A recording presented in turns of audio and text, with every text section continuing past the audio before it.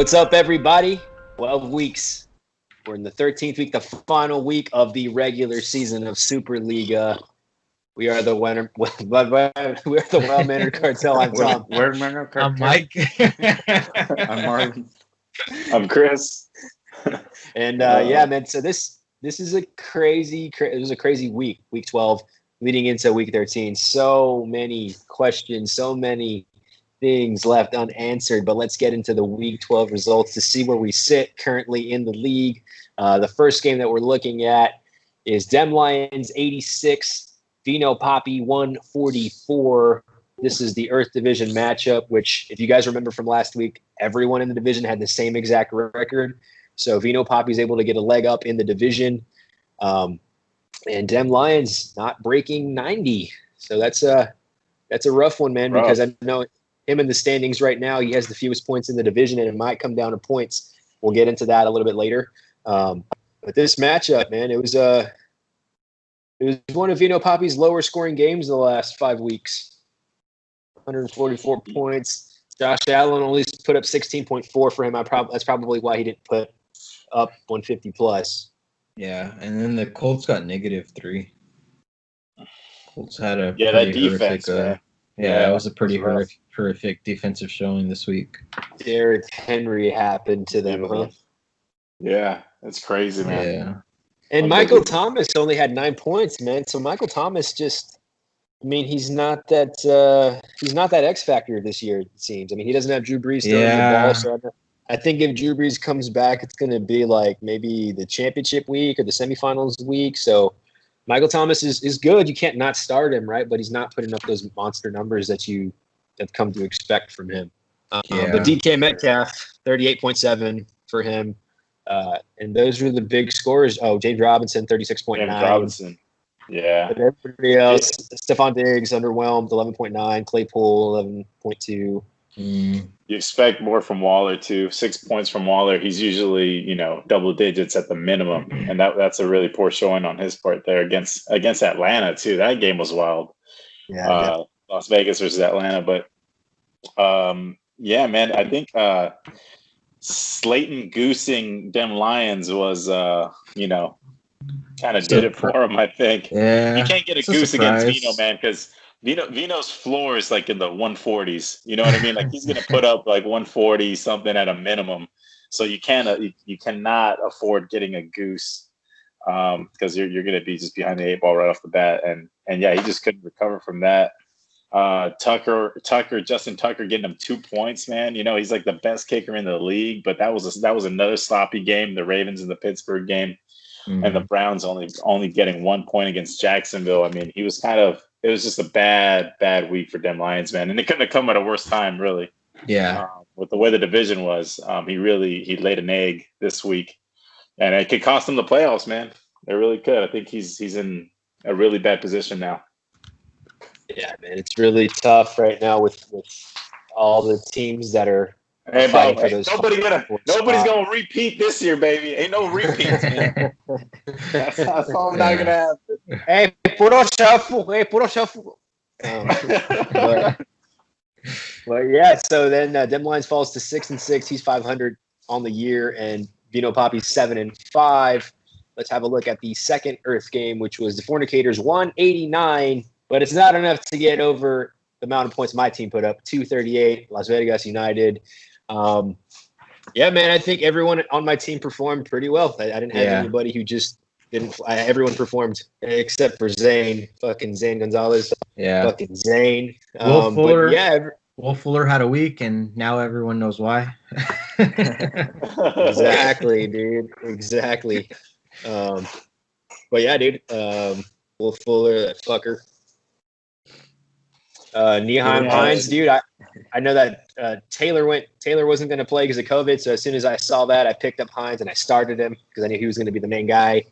He went out, got me 17.5. Justin Herbert had an okay game with 28 points. Devontae Adams, another okay game with 18 points. So with Herbert and Devontae Adams only having okay points, okay games for by their standards, I was not expecting to score 240, dude. But yeah. Goddard had 20. Dude. Yeah, Montgomery. Dude, he had that like 70-yard run right off the bat, like right Yeah, off it was it was like the first drive of the game. It was nasty. Run, Yeah. That was badass. So yeah, he I had was hoping, and he needed it. I was yelling at the TV screen, dude. I was like, oh man, you couldn't just like get it into the end zone. But hey, man, he came out and he did all he could, man. He had 5 receptions, he had a touchdown, he had 103 yards, so 36 points for him. The Saints defense, 14 points, and then Darius Leonard, my IDP, 19 and a half. So, like I said, everybody on my team was playing well. Patrick Mahomes made me a little nervous. This is before, because I still had 2 more players after Mahomes played, but Mahomes almost hit that 500-yard bonus, which would have given him an additional 20 points, which would have brought the score up to 82 points. Yeah, dude. So just he made me nervous for a while. I think in almost any other league, if you had Patrick Mahomes this week, you probably won your game. So this was just a really, unless you were going up against Tyreek Hill, then yeah, it's just such an insane week. Yeah, I think the Fornicators got hurt by Josh Jacobs. He went out with an injury. He only got him 4 points. He had to, of course, bench James Conner because of the COVID. Christian Kirk, 4.9. Antonio Gibson, man, he put up 46.6 points.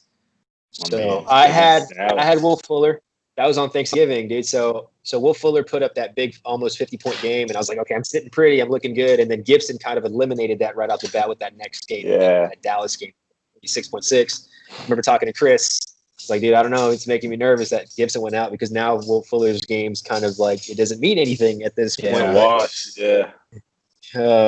But yeah, my guys, they played well, and I got the victory. I put up 240 points, which I think on any other week that probably would be the big cock score. But we had a monstrous, this was the triumphant. Really, yeah, dude. You the Ron Jeremy of fucking scores over here. But the 238, I think that's actually the 3rd highest of the year across all weeks. Yeah, I think it's it's peaky this week.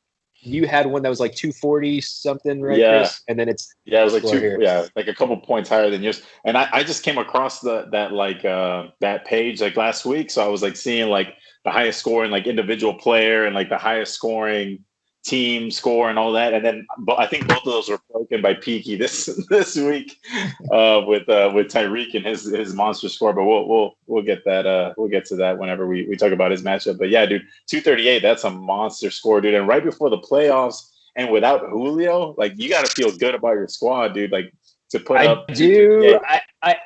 I feel shitty because Fuller went down, but I think if I get Julio back, it'll be okay. I'll feel better about my squad. Fuller wasn't going to put up another 48-point game, though. His schedule gets significantly tougher. But he's an automatic start, so that sucks for me. Now I just have to kind of play the right cards and the right matchups. But I think my team is still pretty good and can beat any other team on any given week. It's just, the luck of the draw kind of. But yeah, dude, I mean, I feel good. That's 2 weeks in a row that I've been able to score some points without Julio in my lineup because he got hurt very early last week. So yeah, man, I feel okay. But I think the most important thing that happened for your team this week was David Montgomery going off against a good matchup because he's gonna have good matchups in the playoffs.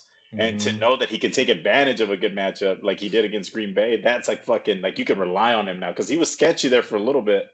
But to know that he can actually take advantage of a good matchup is huge for your squad.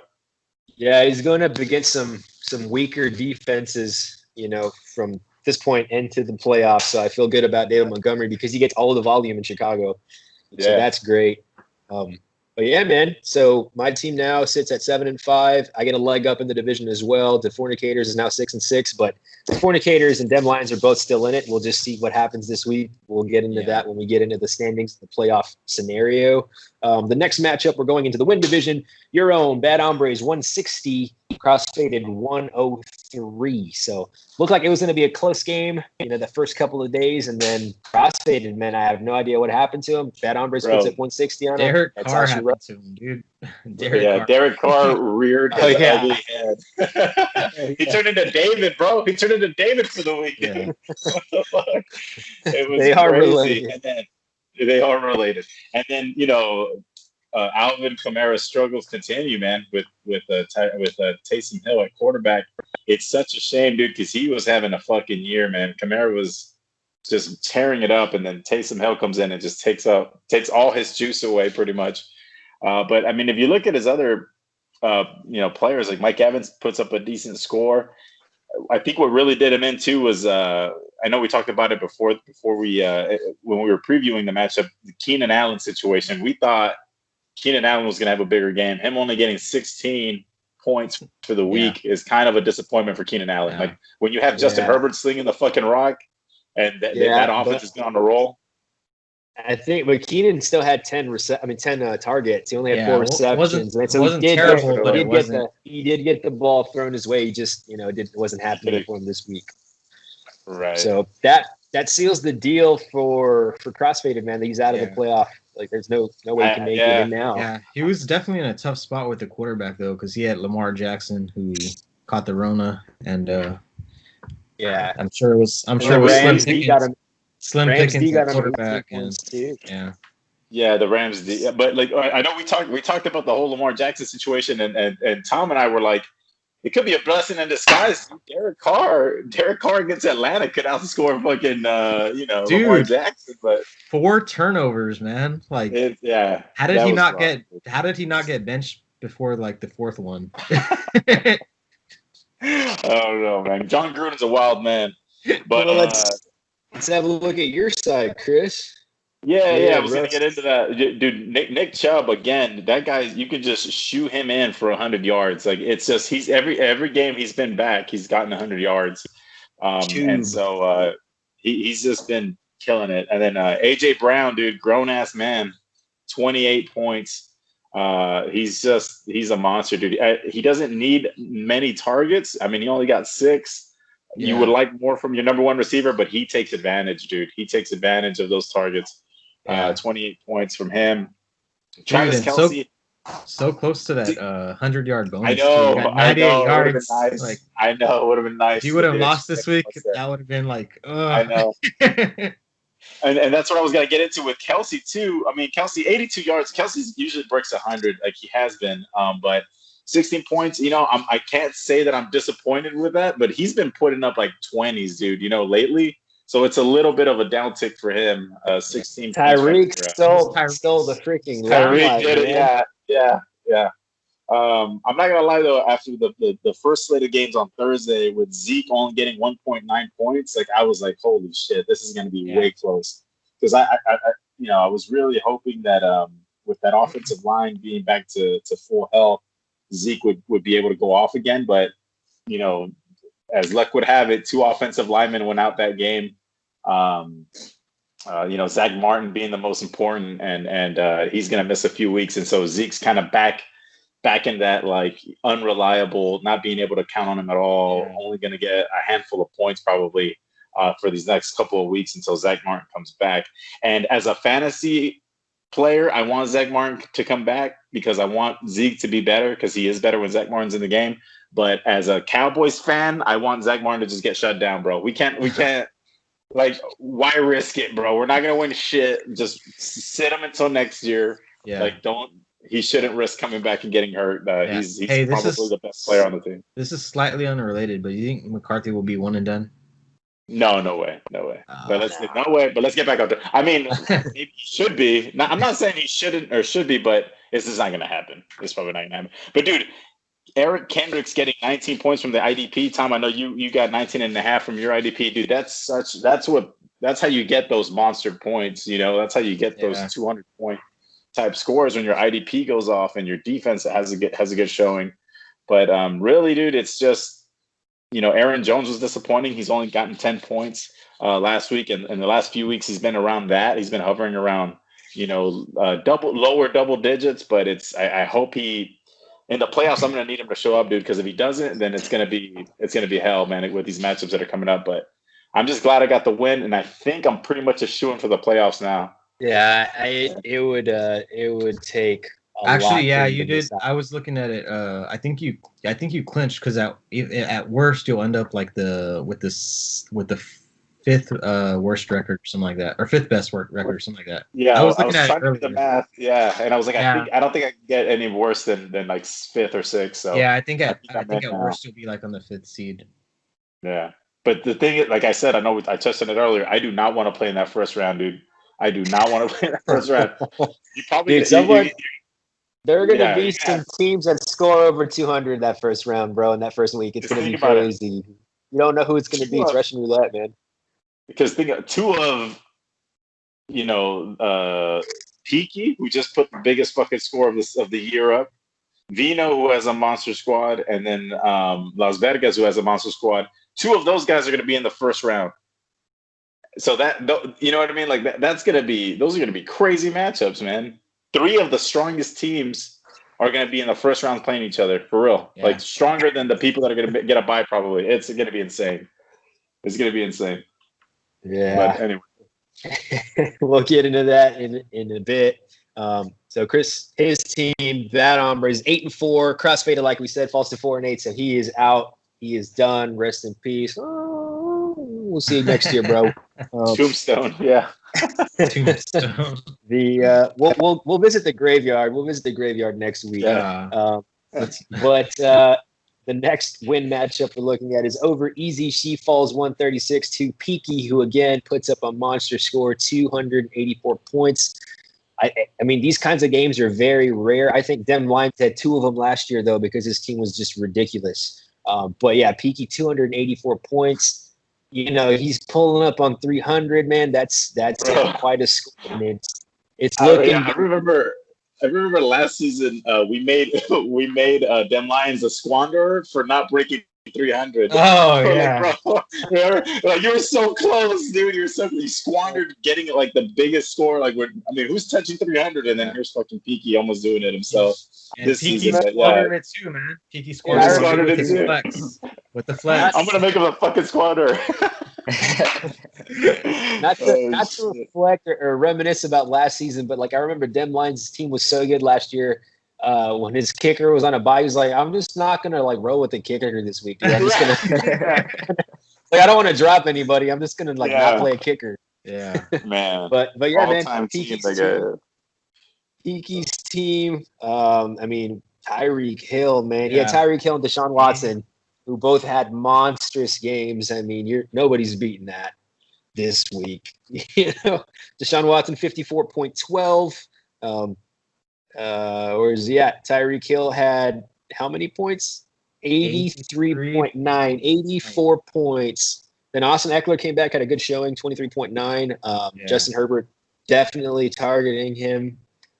He had 11 receptions off of 16 targets. So huge, man. That's a point every time he catches the ball. So that's 11 points just based off the reception. That's huge. Allen Robinson had another good game, 27.4 points.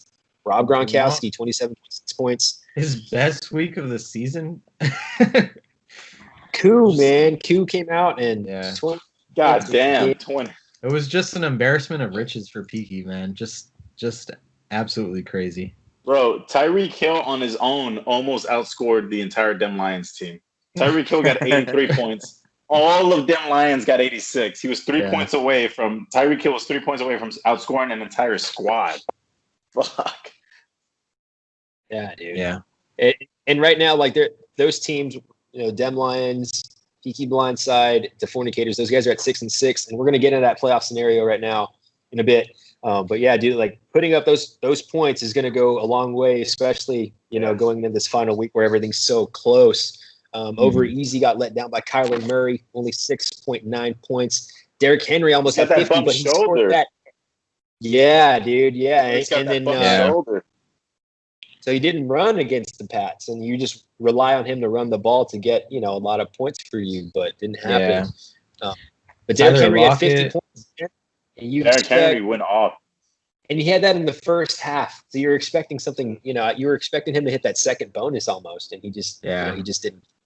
Tyler Lockett, 5.3. It was all Metcalf again. Robbie Anderson had a respectable 22.4. Hayden Hurst, 9.8. Chris Carson, 13.9. He only had 7 carries. He had a touchdown, though, but I think they're easing him back, yeah. See more this coming week. Kareem Hunt, 6.2. Again, it was all Chubb. So yeah, man, it was a bad week for Over Easy, and she caught Peaky Blindside at his best, absolute best, the absolute best game of the year by any squad. So Peaky, props to him. Yeah, dude, when you get blown out like that, when you go up against that score, it's not much you can do. You're better off. You're like, oh shit, you don't have to sweat. Well, fuck, I should have started Wayne Gallman, or I should have started, Jamison Crowder or Marquise Brown or whoever the fuck was on your bench. Like it didn't matter, dude. You know what I mean? You could have started 2 rosters and still would have lost. Yeah. You could have started Jesus Christ himself, bro, and it wouldn't have mattered. Dude. Man. So what a game for Peaky. This race in this division as well is very, very close. Peaky goes to 6-6. Over Easy, who was sitting out a bye a couple of weeks ago, falls to 7-5. So she has not yet secured her spot in the playoffs. It's she's got Chris this week. It's going to be a big one. So that's what the win looks like right now. And let's get into the final division, the Fire division. Although it's not very fire this year. It's been cold as ice, bro. More like a flicker. To sacrifice. Ulon Santo though. Ulon Santo putting up 170 over the Lady Boys 130. The upset of the fucking season, dude. What a beatdown. Oh my god. I'm off the hook. Because Mike's team fucking beat me, and that was the upset of the season. But now I'm off the hook. This is it. Hey, Marlon, this is the upset of the season. Yeah, Marlon, I heard it from a friend who heard it from a friend who heard it from another. You've been fucking around, bro. You fucked around, put 170 on Lady Boys. That's right. This game was man. I was almost irrelevant for Lady Boys because they had already clinched. But I thought that they would clinch like the number 1 seed with this week, and then they just absolutely did not do it. Marlon, you just had a week. Yeah, man. I told you guys last week that I was just. I know that I'm completely off of the playoff talks, but I was excited about this win, about this week, and everybody performed, dude, except for Cooper Kupp. When I put the sal on Robert Woods, a little bit fell on Cooper Kupp also. A little bit, yeah. It was, yeah. Second hand sal. That's what we call it. Second hand sal. Cooper Kupp. Kenyon Drake, man, he put up 24 again. Yeah, dude, he had a good game. With Tyler not running as much, Kenyon Drake is now doing the end zone, red zone running, and so that's been big. I guess since Kyler's a little banged up, they don't want him to take another hit. So now Kenyon's the one taking those opportunities, which is great for your squad, Marlon. Yeah. So now Kenyon's performing like that second round pick that most people drafted him at, right? He's definitely giving you that kind of performance now, but. Yeah, and Amari went off, dude. Surprisingly, because the game was terrible, but he did good, man. And Hunter Henry, I got 13, almost 14 points for me. Cole Beasley didn't have as huge a showing as he did the previous week, but he still got into the double digits, which I'm more than happy. And Jefferson, dude, also scored me 30 points. Cole Beasley threw a touchdown. Yeah, he threw a touchdown. Which is the bulk of his points. That's wild. But yeah. Yeah. And then the Steelers defense just, rubs salt in the wound, dude. That getting 14 points on a fucking Wednesday afternoon just to pad the lead a little more was awesome. Yeah, you're looking at Lady Boys' squad on the other side. Yeah, Dalvin Cook let him down. Dalvin Cook had, a rare bad game. DeAndre Hopkins 10.5. Again, DeAndre Hopkins hasn't been all that. If you take away that Hail Mary, dude, his last month has been mediocre. Yeah. Calvin Ridley had a pretty good, a decent game, 17 points. That was without Julio too. Cooper 9.3. It's not too bad for a tight end, I guess. You want around at least 12 or something for a tight end, but 9.3. Actually, that's not very good. Clyde Edwards-Helaire 5 points, 4.9.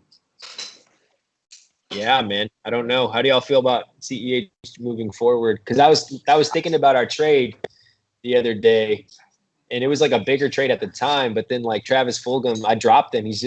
Carson Wentz has been so bad, so I dropped Fulgham, and I was excited about getting Fulgham. And I had traded T. Higgins to Lady Boys, and I didn't want to get rid of T. Higgins, but Burrow went down with his knee injury, and T. Higgins is donezo now because he's not seeing any volume anymore.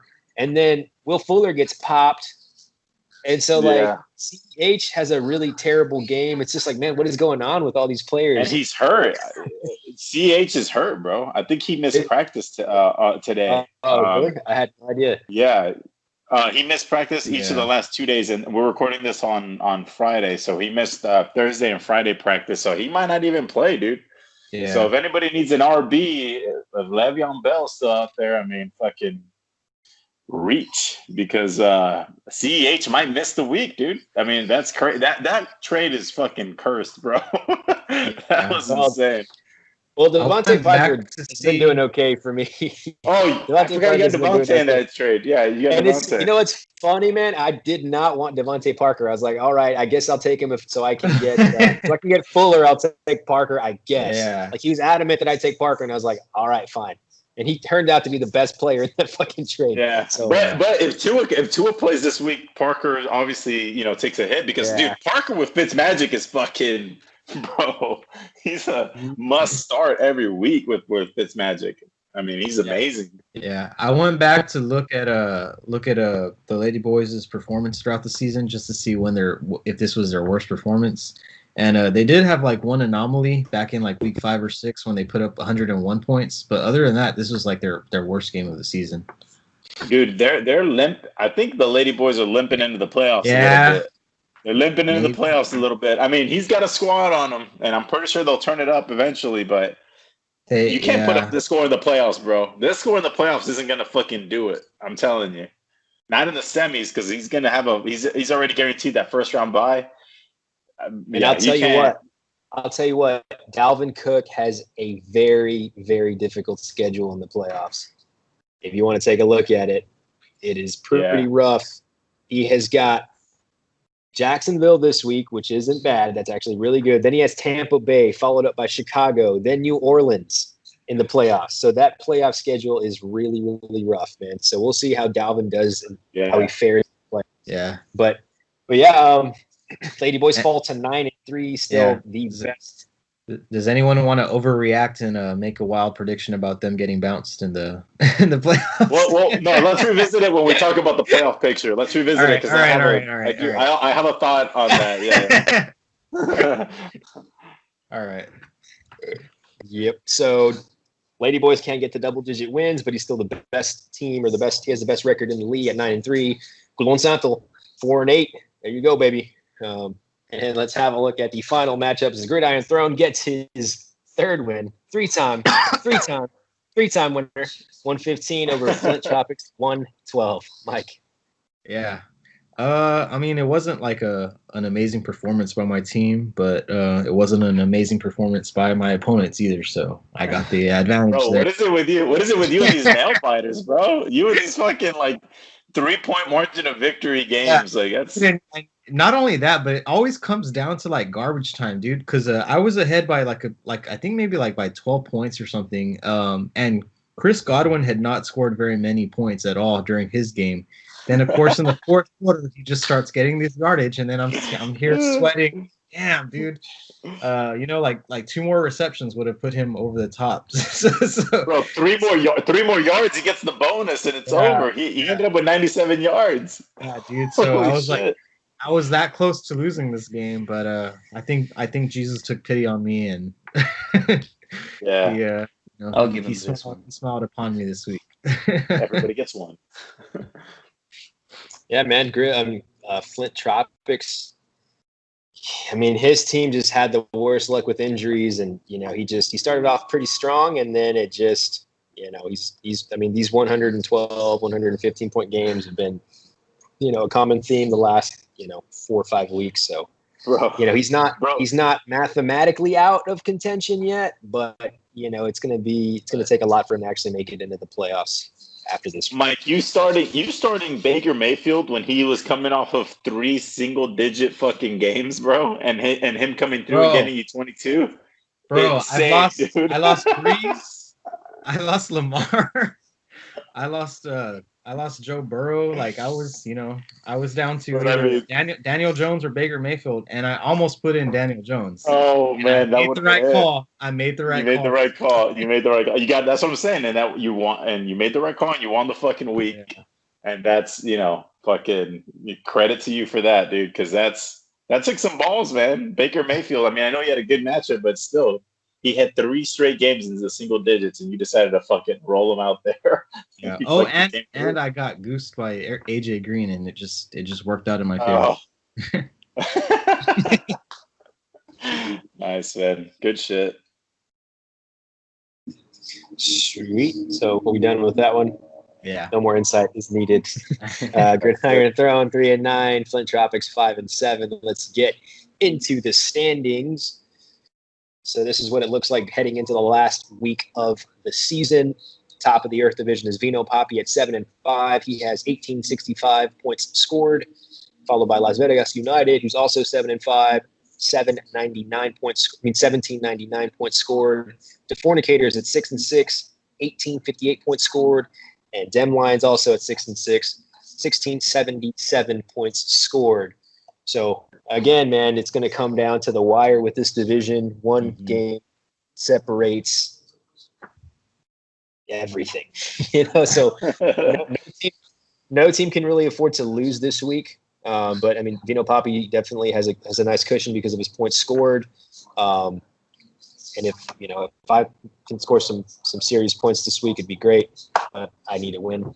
Anyways, the win division, Bad Hombres sits on top, 8-4, 31 points scored, followed by Over Easy 7-5, 1847 points scored. The Peaky Blindside at 6-6, 2002 points scored, and Crossfaded 4-8, 1778 points scored. So Crossfade is out, but everybody else is in it. Chris is in the playoffs. Over Easy, Peaky Blindside, still battling for that. Still in it, yeah. Still in it.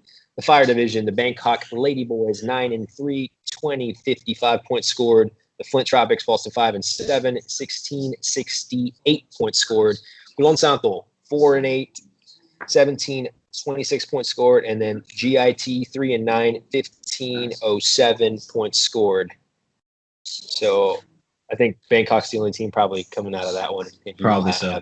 Yeah, probably so. So now let's have a look at the playoff scenario. And I had messaged the group yesterday saying that Dem Lions was actually the 6th seed over Peaky Blindside, but I was wrong because upon further analysis,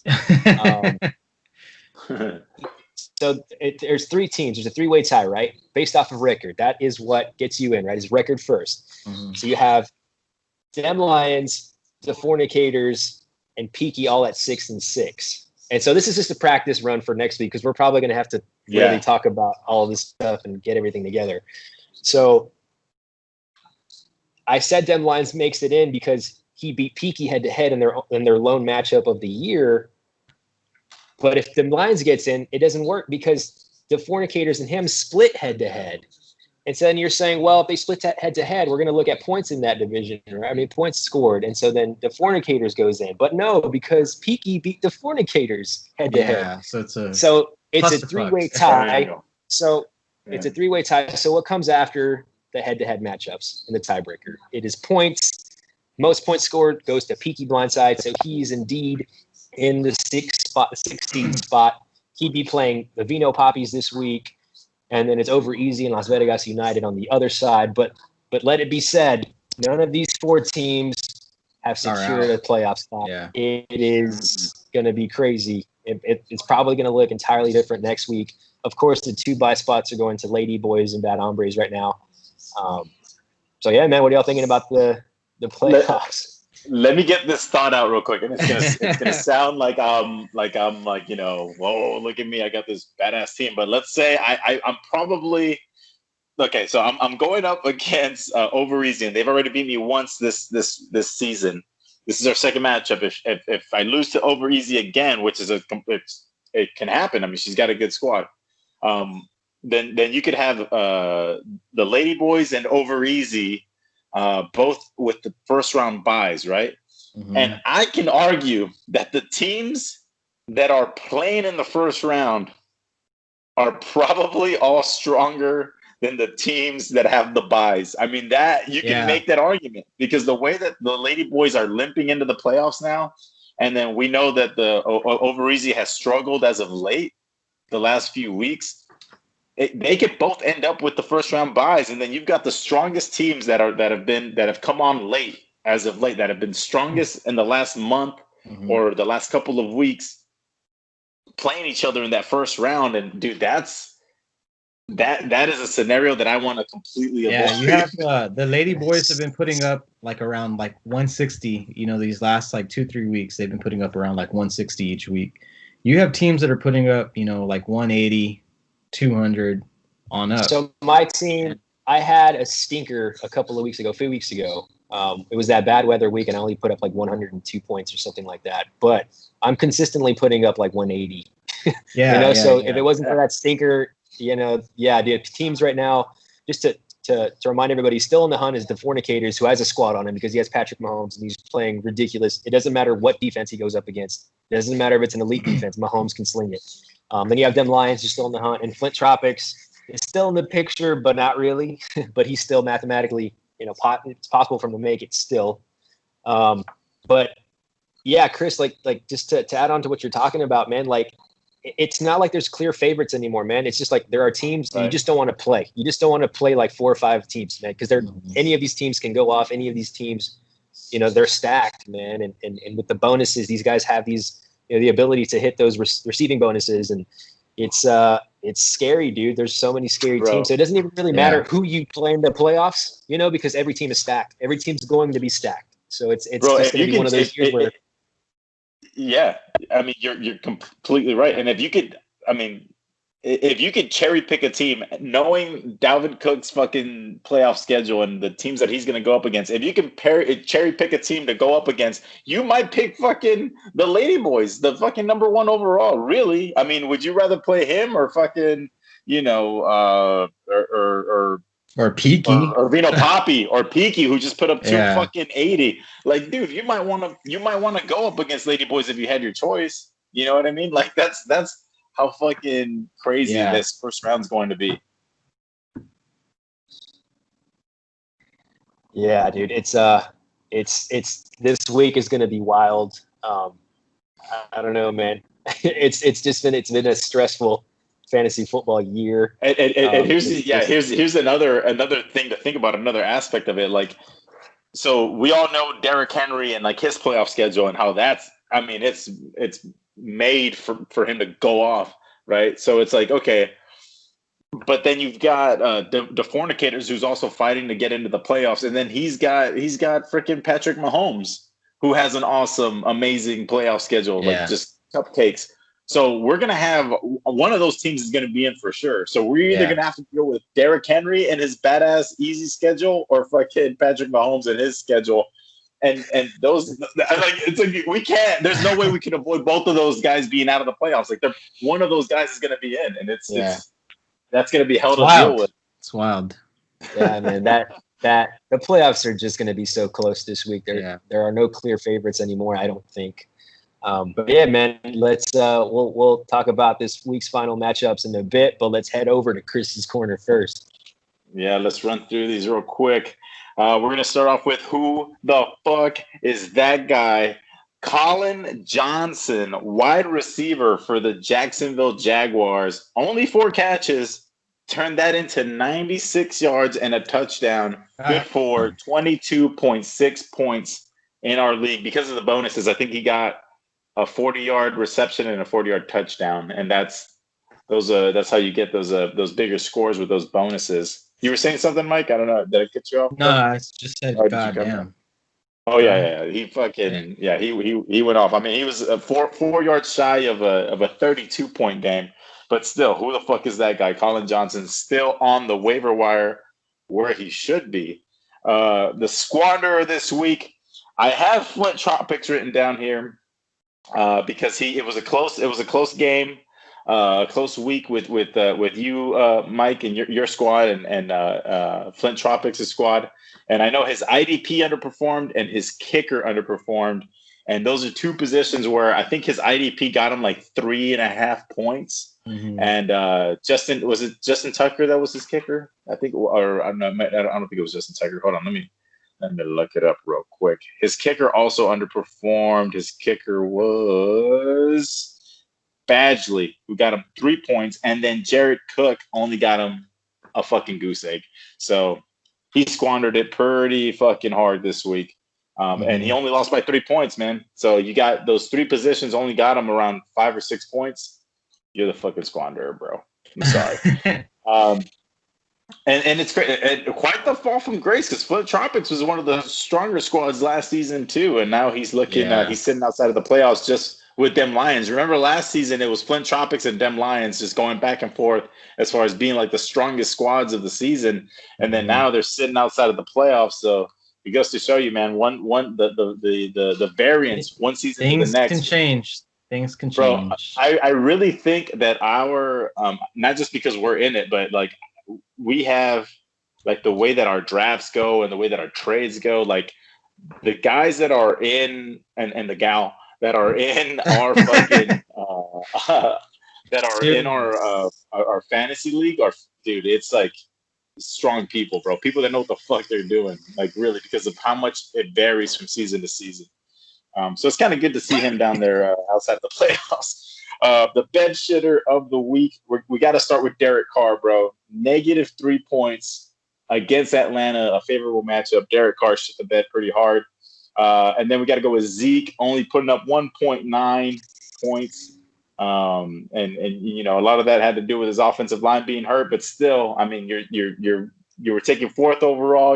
You're one of those cornerstones of the franchise. You got to get more than 1.9 points. And then Jared Cook, we just touched on that with the goose egg at the tight end position. Completely unacceptable. And then the no talent pussy this week is Dem Lions, 86 points. When Tyreek Hill almost outscores your entire fucking squad, you know you're the no talent pussy of the week. You don't want to be the no talent pussy when the playoffs are on the line. No way. Yeah, and at the worst time possible, he definitely got the no talent pussy. And then we're gonna pour him out a little different this week.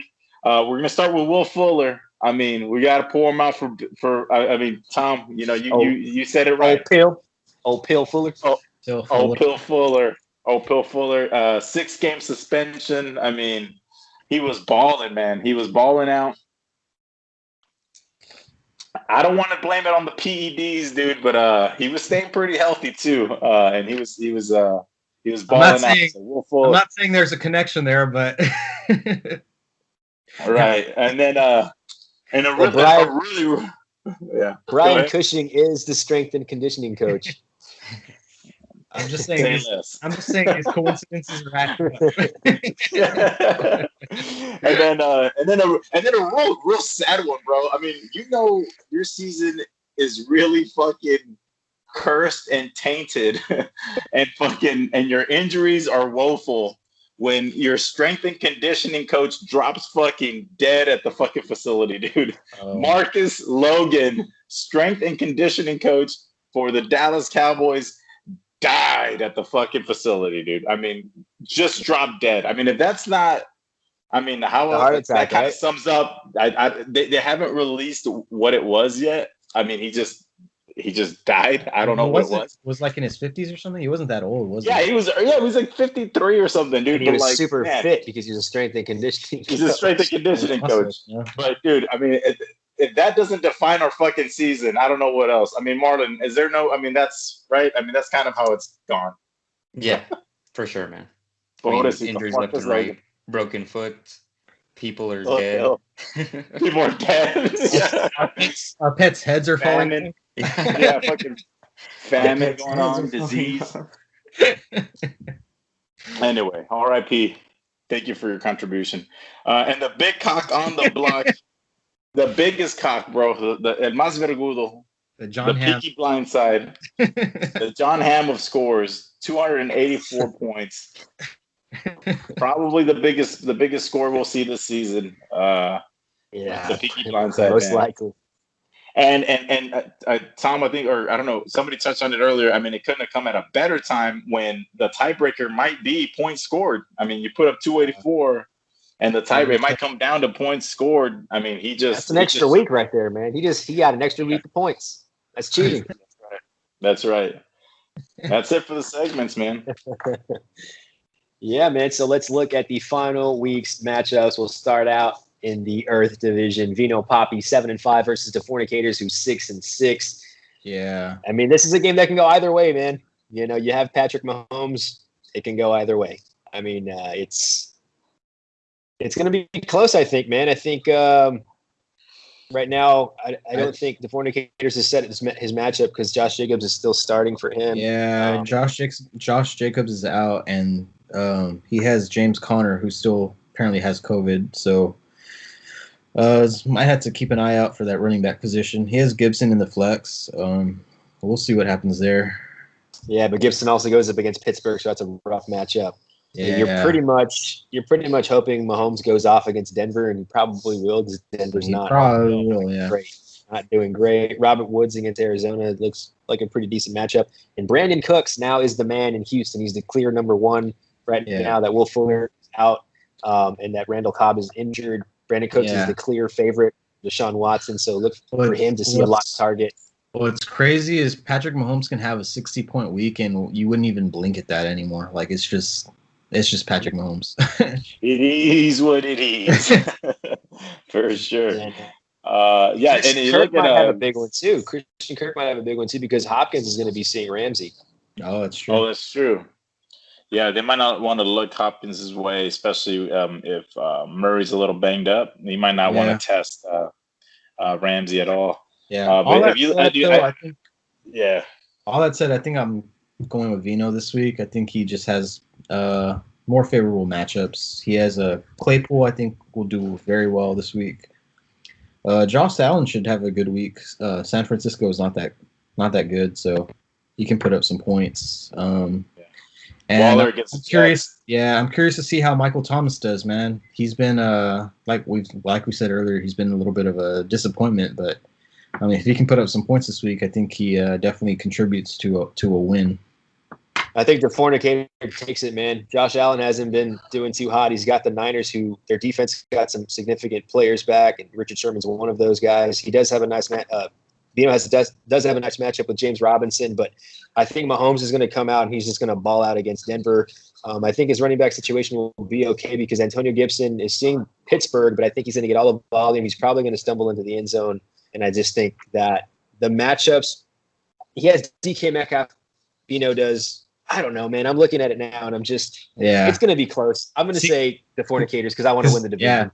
Yeah. There you go. Because I mean, DK can go off, but then also, he might not get any of the targets that particular week. It might go to like Tyler Lockett or something. So it's just so many X factors on this game. This is a matchup to watch this week.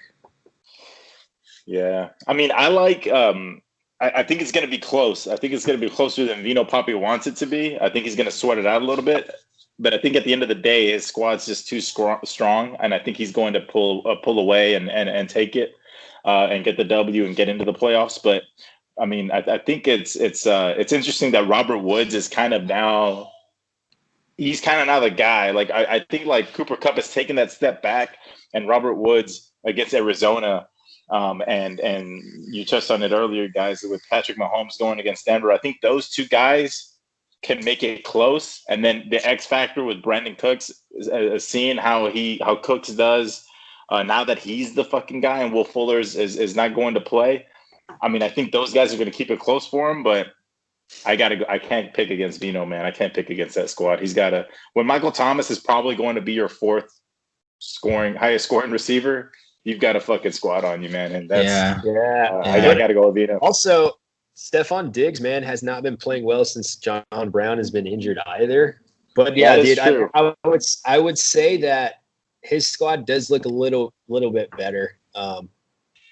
I guess I still go with the Fornicators, but yeah, man, yeah, it's gonna be close, I think. Yeah. Who you got, Marlon? I think I got the Fornicators, man. I think Patrick Mahomes is gonna do him in again. You said that so aggressively, so violent. It's a little rapey. That was a little rapey, Marlon. It was a little rapey. Yeah, it was a little rapey. Bastardo. So I think we split that one two. This one has, I mean, Jose is looking pretty good, but there's a chance Vino Papi doesn't make the playoffs. The Fornicators, of course, has to win this game to make it into the playoffs. So very, very interesting. Those two teams, they're teams. Don't put the Fornicators up against the fucking corner, bro. Don't paint that guy in the corner. He'll fucking fight his way out of that thing, dude. Yeah. If he's an underdog, we all know how he does in that underdog role, dude. I mean, would we be surprised if he blows out fucking Vino Papi? No way. No way would we be surprised. We should have seen it coming. God damn. We said we weren't going to see 300 points this year. Okay, well, let's wait and see, bro. Let's wait and see. But so the next Earth matchup is Las Vegas 7-5 versus Dem Lions, who's 6-6. Another big game between two teams. I think the loser stays home. The winner probably makes the playoffs. It's tough for me, like I said, man. Julio Jones right now is questionable. He's been practicing on a limited basis. I don't know how that's going to go. And he also has New Orleans. And I don't have Will Fuller either. So, yeah, man. Herbert has New England. It's another tough matchup. And, yeah. So I'm going to say I'm going to go all in on Dem Lions to keep LVU out of playoffs. I'm going to go all in. Why change things up now? It's been working for you. Yeah, it's been working. Oh. Yeah, I think the thing that you've got to watch out for. Sorry, Mike, I totally cut you off. Go ahead. Okay, I'll tell you. Adam's going up against Slay. I mean, I think Slay's a little banged up, so he might not actually play. But and we also just saw what DK fucking did to Slay. He just destroyed him. I mean, he went off. Adams isn't exactly the same kind of receiver as DK Metcalf is, so I don't know if he can just out muscle a Slay like DK did and just fucking destroyed him. But yeah, but he is banged up. But if Slay is healthy and he does play, that is a tough matchup. I mean, historically he's been a tough matchup at corner. And then we also discussed Parker. Obviously, if Fitzpatrick plays, if he's the quarterback for Parker, then fucking shoe in for 20 points there at least. But it's a toss up with Tua, man. Tua just hasn't been slinging the rock the way Fitzpatrick has. So I think that'll make the game a little more interesting. But then same thing with the Vino matchup, dude. I think your squad is just too strong. Montgomery against the Lions, that's a juicy matchup. And then Taylor, if he can, I think he's a little banged up, right? I don't know, or was he on COVID? Or was he had that close contact COVID designation. He actually didn't have the virus. Yeah, he didn't have it. Okay. If he plays, we all know if he plays against Houston, I mean, we know that running game. I mean, the defense. Yeah, he could. As good as it's been in the past. He could definitely go off. So I think I got to go with Las Vegas to get right into the playoffs with a win over the Lions. I'm picking you as well. I think your team has shown more consistency the last few weeks. Dem Lions has been a little bit more up and down, and I think you have more favorable matchups just across the roster. So I got you this week. Same here, man. I got you, Tom. Oh, I don't like it when it's unanimous. Well, it's not because you didn't choose yourself. So. I know, but it still is between y'all three. There we go. Yeah, dude, I think it'll be close as well. I don't know, man. I do feel like I have X factors that can just go off, and I don't think that Dem Lions really has that many players that can do that aside from Thielen. Right. He does have Miles Sanders, but man, that Philly offense cannot do a damn thing right now. Then he has Stafford against Chicago, so it's going to be close, I think, and hopefully some of my dudes can just show up. But I'm picking Dem Lions. I'm not going to stray away from what I've been doing there we go. this year. So those are the Earth matchups. Both of those games are super important because all four of these teams have a shot at making it. But let's look at the win division. Over Easy versus the Bad Hombres, a rivalry week. Yeah, I think Haley needs this win more than you do, Chris. I think you've secured a playoff spot, and I think she's still fighting for hers. But I know you're more favored now, but nothing would surprise me with this matchup, man. Nothing would surprise me at all. Oh yeah, I mean, I think that the thing that might be the X factor is Kyler Murray's health. I mean, if Kyler Murray, if he can, recover from that shoulder injury that he's been dealing with, we all know what he can do. He can put up a big score, and we know that Russell Wilson has been struggling. So if all things were equal, and if Wilson and Murray were both healthy, I think we would all rather have Murray as our starting quarterback because Russell Wilson just hasn't been performing in the last couple of weeks. This particular week, Murray's going to go up against the Rams. I think they have a better defense than the Giants do for Russell. I think Russell could probably throw up some points this week. So I think you're in better shape this week than she is. But like I said, nothing would surprise me. If she pulled off a win this week, it wouldn't surprise me at all. And the other thing that kind of gives me pause is the whole Zeke Elliott situation with his offensive line being banged up again. He only got 1.9 points last week. I wouldn't be surprised if he's single digits this week. I actually was trying to, I was hoping Galladay would be back, but he fucking isn't, because I was actually going to start Sterling Shepard over Ezekiel Elliott if Galladay was back. But I'm kind of forced into starting Zeke this week, which is not something that I thought I would fucking say when I drafted him 4th overall at the beginning of the season. First round pick. Right. But all that being said, I am, I think AJ Brown has a good matchup against the Browns. Nick Chubb, like I said, just shoot him in for 100 yards, man. That's just what he's been doing, even against Tennessee. I think he'll get it done. Aaron Jones is a question mark. I want to say that I'm confident, but I really am not. And I think I'm going to take a page from the fucking Las Vegas United, bro, and I'm going to go all in. And hopefully it works for me this week. But I'm going to go all in on Overeasy, bro. Bro, that old Mexican, you got that old Mexican sorcery coming, huh, boy? That's right, baby. Come on. Overeasy for the win this week. Yeah, she just walked by side-eyeing me twice. She, paced twice. So I got to pick her. There we go. Yeah. two to nil. I got you, Chris. For the same reasons we stated. I think Haley's, if Kyler Murray is playing injured and he's not throwing the ball, he's not running as much, then she's gonna have a bad week. Yeah. So I don't think we mentioned it, but and it didn't occur to me until just now. But Chris, I'm still picking you this week, but something to watch also is Tyler Lockett is on her roster. So if Russell's throwing touchdowns to him this week, it might be to her benefit, I think it's going to be really close. I know I said it. I just flat out chose Haley, but I didn't do any analysis. But I think it's going to be close, dude. Yeah, I think so too. I think you have better matchups, and she has Hunt now, and Chubb. You have him on the other side, and Chubb's been proven to be the lead back the last few weeks. He's been great. So I don't think Kareem's doing as well as he was at the beginning of the season. She does get Chris Carson against the Giants, which is big. I think he's going to see a lot more touches than he did this past week. Lockett, you can't really count on Tyler Lockett, man. He might score you 70 points like he did that one week, or he might give you 6.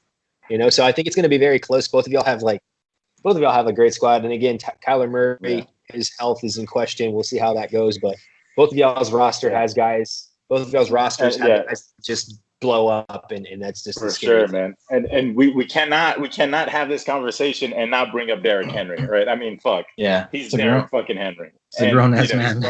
He's a grown ass man. To the second best defense in the league last week. Yeah. So that's why I'm all in on Overeasy. Derrick Henry, come on. All right. I want to split 2-2.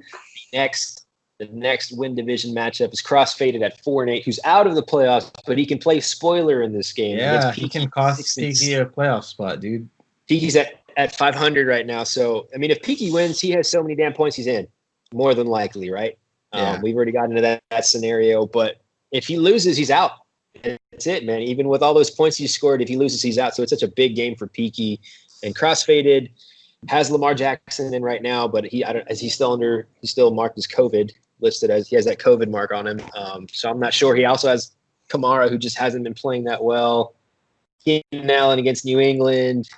Deontay Johnson against Washington. He's got some tough matchups, man. So it's looking like it's probably going to go Peaky Blindside's way. I'm going to go Peaky. Dude, I think I'm going the other way, man. I think coming off the biggest week of the season, I think he gets stunned a little bit and gets knocked out of the playoffs, and it'll be, a major upset. For me, if Peaky loses, and if I lose and Peaky loses, then I can still make it in. So you have a best interest in that happening. I'm gonna say that Peaky probably wins it, man. Just off of that performance last week, he might come back down to earth and not score that many points, but I just don't think CrossFit has the matchups. Well, I'm making that prediction just on the storyline versus for sure. Sort of analysis. And that's cool, man.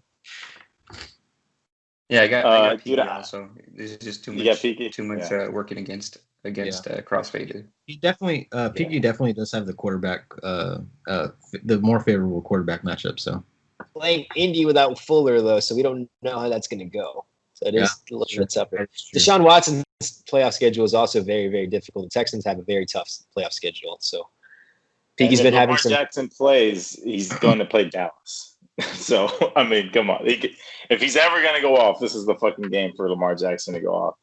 With that being said, though, I think Peaky is getting healthy at the right time. He finally got Austin Eckler back, kind of like the missing piece for rounding out his squad there.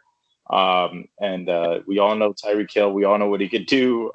Allen Robinson, obviously, he's been better as of late, especially if Mitch Trubisky's throwing the ball.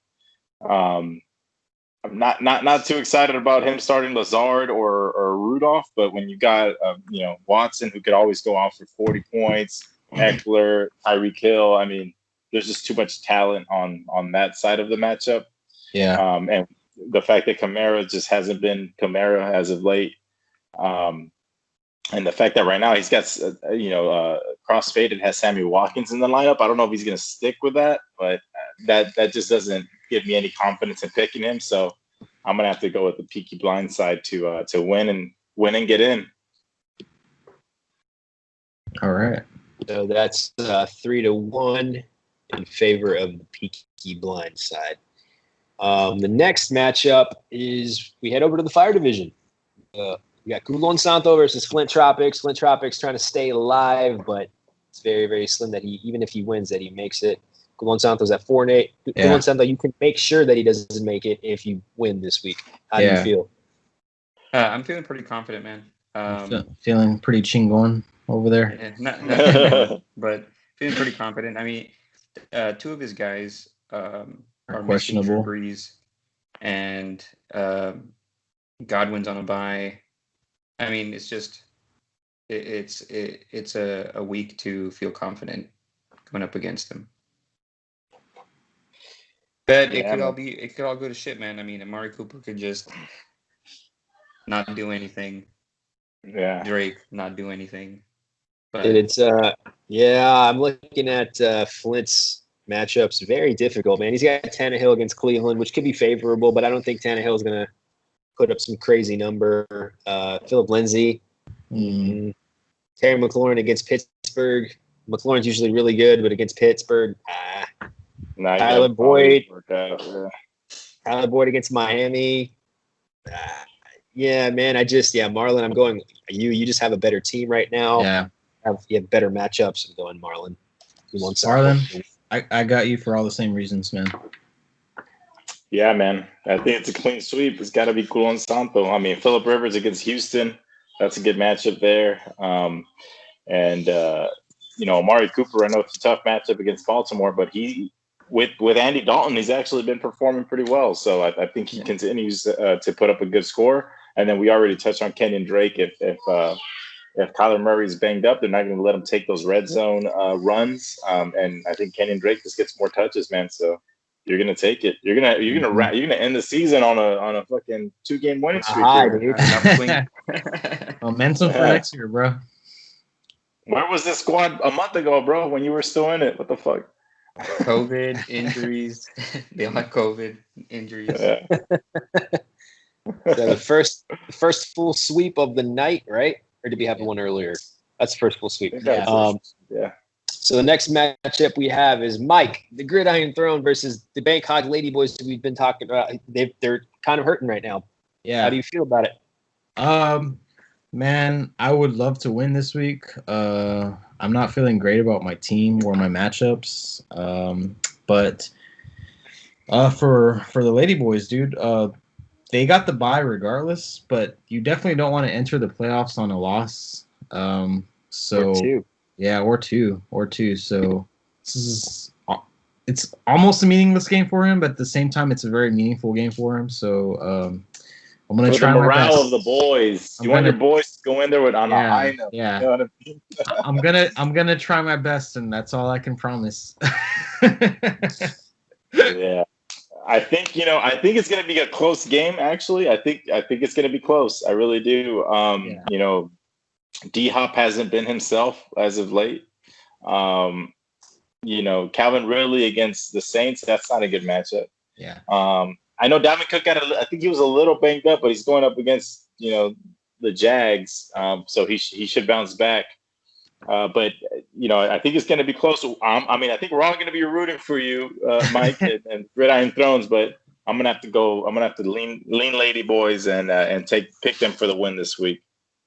Yeah, man. I mean, I'm picking them too, but I'm gonna lean Lady Boys. But tonight I'm gonna do an incantation. What else? Yeah. And I'm hoping you win. I was listening to a Bill Simmons podcast a couple months ago, and he was saying that it's like an Italian like superstition that if you put somebody's picture in the freezer, like you cause them like bad luck or whatever. So I might have Vu's picture in my freezer this week. That's hilarious. Give a picture of Vu lying around or what? No, but I'll print one out. Damn, bro, that's hilarious. Mike, I really, really, really want to pick your team, but I can't. I think Vu's team is just better, as we all know. And I can't, dude. I really want to. I would really like for Vu to lose another one going into the playoffs, just to check them into reality again one more time. A great poet once said, "I don't talk shit. I just state facts," and I think that's what you guys are doing. Although I talk a lot of shit, but yeah, I'm gonna have to go with the Lady Boys on this one, man. I just think he's gonna get a victory. He doesn't lose two straight. Yeah, man. I can't sit here mad when I've only won 3 games this season. So yeah, bro. And you're gonna unfortunately. It's gonna look like you're gonna be the last place team this season. Luckily, we don't have relegation yet, dude. So you get to stick around for the next season. You got to keep that. You got to keep that bye, man, in that consolation bracket. Oh yeah, the loser bye. Oh yeah, keep the toilet bowl bye, man. Yeah, I feel good about that. That's funny. Holy shit. Well, that's it, man. So this is by far the most important week of the season. Yeah. It's crazy. Like I said, two guys made the playoffs for sure. The other 4 spots are all up in the air. We'll see how it goes. Good luck to everybody. Hopefully everyone can stay healthy and no one else gets popped for roids. Y'all have a good one. See y'all next week. Later.